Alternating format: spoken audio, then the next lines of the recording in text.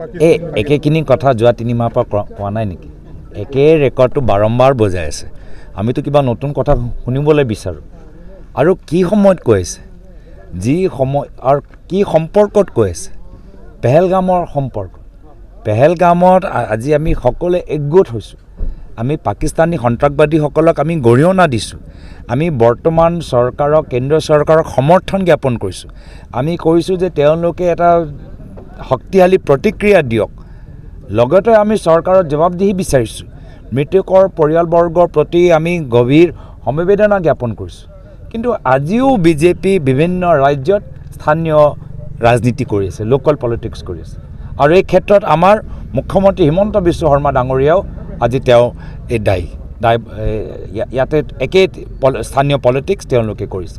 তো কিমান দুখৰ কথা কি যি সময়ত ইমান ডাঙৰ এটা ঘটনা ঘটিলে, যি সময়ত আমি সকলোৱে মৰ্মাহিত, যি সময়ত আমি সকলোৱে একত্ৰিত, অসমৰ মুখ্যমন্ত্ৰী গাদীটো অপমানিত কৰিছে, অসমৰ ৰাইজৰ বিবেক শক্তি অপমানিত কৰিছে। আৰু মই ভাবোঁ নিজৰ স্থানীয় ৰাজনীতি পেহেলগামত সম্পৰ্কত আনি তেওঁ পেহেলগামত মৃতকসকলৰ পৰিয়ালবৰ্গৰ প্ৰতি আজি তেওঁলোকে অপমান জ্ঞাপন কৰিছে। আমি যুঁজি থাকিম। মুখ্যমন্ত্ৰী আৰু মোৰ মাজত আমাৰ যুঁজটো হৈ থাকিব। ইয়াৰ আগতেও আমি এই বিষয়লৈ যুঁজি আছোঁ, ইয়াৰ পিছতো যুঁজি থাকিম। কিন্তু এই সময়ত মই আশা কৰোঁ যে তেওঁ অলপ গহীন হ'বলৈ শিকিব। তেওঁ মুখ্যমন্ত্ৰীৰ চকীটো সন্মান কৰিবলৈ অলপ শিকিব। তেওঁ আমাৰ অসমৰ জনসাধাৰণৰ বিবেক শক্তি অলপ সন্মান কৰিবলৈ শিকিব। আৰু মইতো বিচাৰোঁ যে এইখন কেন্দ্ৰীয় চৰকাৰ বৰ্তমানৰ সময়ত তেওঁলোকে বাৰম্বাৰ কৈ থাকে যে আমি পাকিস্তান অকুপাইড কাশ্মীৰটো নিজৰ হাতত কাঢ়ি লৈ যাম। এই সময়টো উচিত। আমি কেন্দ্ৰৰ চৰকাৰক আমি সমৰ্থন জ্ঞাপন কৰিছোঁ। আপোনালোকে আগবাঢ়ি যাওক আৰু পাকিস্তান অকুপাইড কাশ্মীৰৰ পৰা কাঢ়ি আনি আমি পুনৰবাৰ আমি জম্মু কাশ্মীৰৰ ভিতৰত সোমাবলৈ তেওঁলোকে আগবাঢ়ি যাওক। আমাৰ গোটেই সমৰ্থন তেখেতৰ লগত আছে।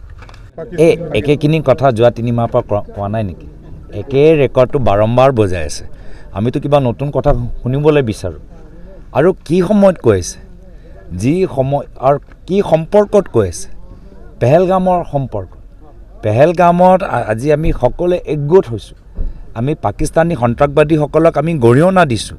আমি বৰ্তমান চৰকাৰক, কেন্দ্ৰীয় চৰকাৰক সমৰ্থন জ্ঞাপন কৰিছোঁ। আমি কৈছোঁ যে তেওঁলোকে এটা শক্তিশালী প্ৰতিক্ৰিয়া দিয়ক।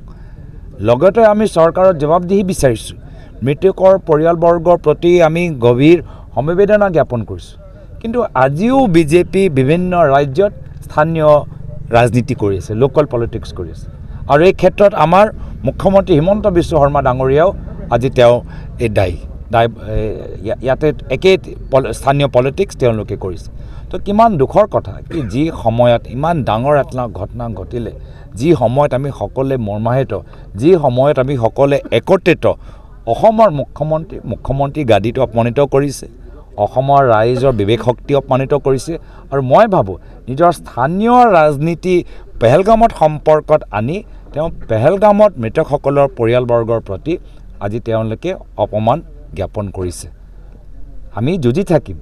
মুখ্যমন্ত্ৰী আৰু মোৰ মাজত আমাৰ যুঁজটো হৈ থাকিব। ইয়াৰ আগতেও আমি এই বিষয়লৈ যুঁজি আছোঁ, ইয়াৰ পিছতো যুঁজি থাকিম। কিন্তু এই সময়ত মই আশা কৰোঁ যে তেওঁ অলপ গহীন হ'বলৈ শিকিব। তেওঁ মুখ্যমন্ত্ৰীৰ চকীটো সন্মান কৰিবলৈ অলপ শিকিব। তেওঁ আমাৰ অসমৰ জনসাধাৰণৰ বিবেক শক্তি অলপ সন্মান কৰিবলৈ শিকিব। আৰু মইতো বিচাৰোঁ যে এইখন কেন্দ্ৰীয় চৰকাৰ বৰ্তমানৰ সময়ত তেওঁলোকে বাৰম্বাৰ কৈ থাকে যে আমি পাকিস্তান অকুপাইড কাশ্মীৰটো নিজৰ হাতত কাঢ়ি লৈ যাম। এই সময়টো উচিত। আমি কেন্দ্ৰৰ চৰকাৰক আমি সমৰ্থন জ্ঞাপন কৰিছোঁ। আপোনালোকে আগবাঢ়ি যাওক আৰু পাকিস্তান অকুপাইড কাশ্মীৰৰ পৰা কাঢ়ি আনি আমি পুনৰবাৰ আমি জম্মু কাশ্মীৰৰ ভিতৰত সোমাবলৈ তেওঁলোকে আগবাঢ়ি যাওক। আমাৰ গোটেই সমৰ্থন তেখেতৰ লগত আছে।